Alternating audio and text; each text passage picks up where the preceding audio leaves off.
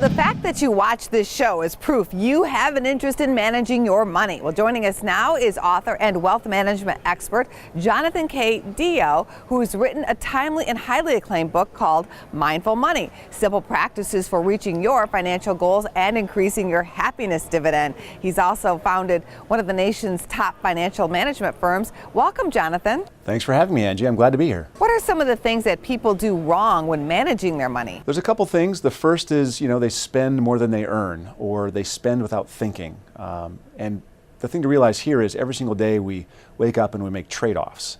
We can make the trade-offs, we can lease the new car, we can buy the new shoes, but we ought to understand how that affects our long-term plan. And by having it written down and in sort of a planning process, we'll be able to make that decision with the knowledge of how it affects us. The second thing that we often do wrong is we react. And this is what happened in 2008, 2009.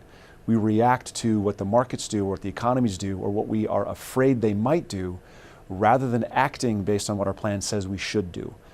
If we have the plan, we can avoid spending too much, and we can avoid overreacting in a way that's going to hurt us. What should people do to ensure a comfortable retirement? And what about this happiness dividend? The first thing they should do is go to happinessdividend.com, our website, and check out the Mindful Money Toolbox for the retirement calculator that tells them how much they need in a pool of capital the day before they retire, so they have that income they can't outlive.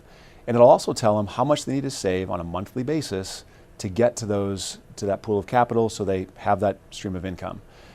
After they have those two numbers, then it's a question of making sure they have enough earnings to create the surplus so that they can save and invest in the great companies of the United States and the world.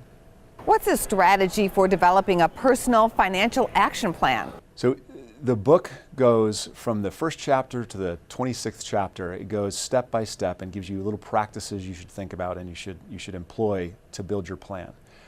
Throughout the whole process, though, underlying the whole plan is this concept that who you want to be, you're now becoming. Every decision you make gets reflected in both how happy you're going to be 20 years from now and what your financial wherewithal is going to be.